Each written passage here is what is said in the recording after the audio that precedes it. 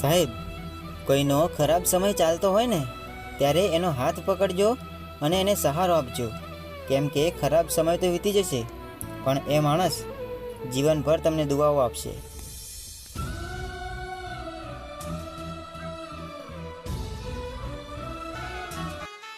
સાહેબ, દુનિયામાં હજારો સંબંધો બનાવો એનો કોઈ વાંધો નહીં, પણ એક સંબંધ એવો પણ બનાવજો કે જ્યારે હજારો તમારી વિરુદ્ધ હોય ને ત્યારે એ તમારી જોડે હોય.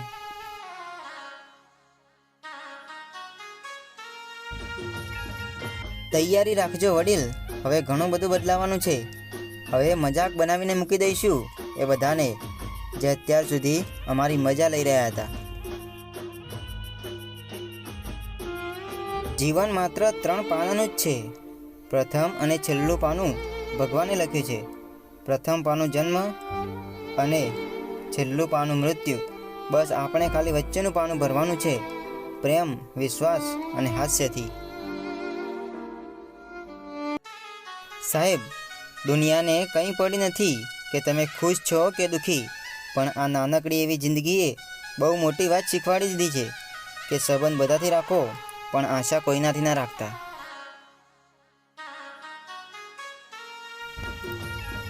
એક વડીલને કહેવામાં આવ્યું કે કંઈક સલાહ આપો, એટલે વડીલ બોલ્યા, બસ એટલું ધ્યાન રાખજો તમે કે કોઈ નિર્દોષ વ્યક્તિ કુદરત સામે તમારી ફરિયાદ ના કરે.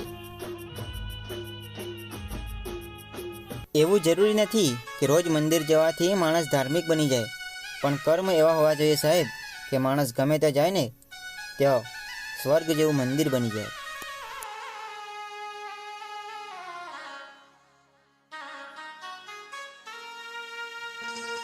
આ નાનકડી જિંદગીમાં આનંદથી જીવી લેવું સાહેબ, કેમ કે રોજ સાંજે સૂર્ય નહીં, પણ આ અણમોલ જિંદગીનો એક કિંમતી દિવસ આથમી જાય છે.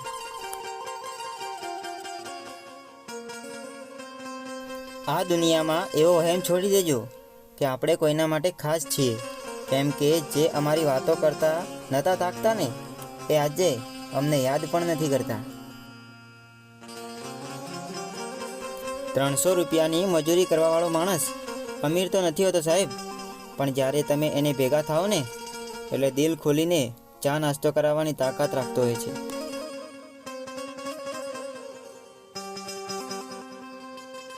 લોકોથી સંબંધ નિભાવીને બસ એક જ વાત શીખી છે સાહેબ કે કોઈની હદથી વધારે ચિંતા કરશો ને તો એ જ વ્યક્તિ તમને પસ્તીના ભાવમાં સમજવા લાગશે.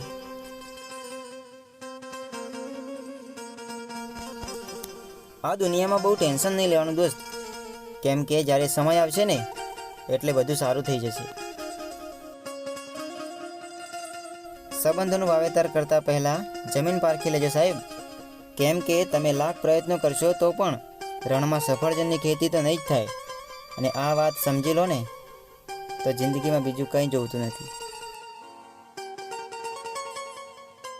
દરિયો આટલો મોટો હોવા છતાં પણ એની હદમાં રહે છે સાહેબ, પણ ખબર નહીં આ માણસને શેનું અભિમાન છે.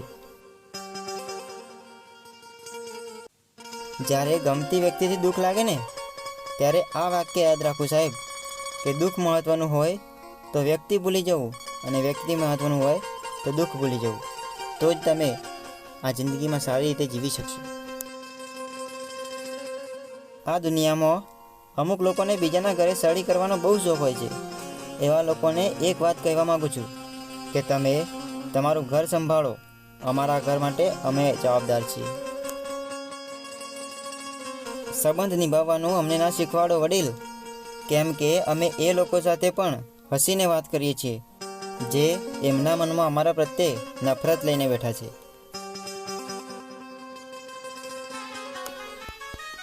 સાહેબ, જીવનમાં રૂપિયા કરતાં માણસની કિંમત વધુ છે, કેમ કે જ્યાં રૂપિયા કામ નથી આવતા ને ત્યાં માણસાઈ કામ આવે છે.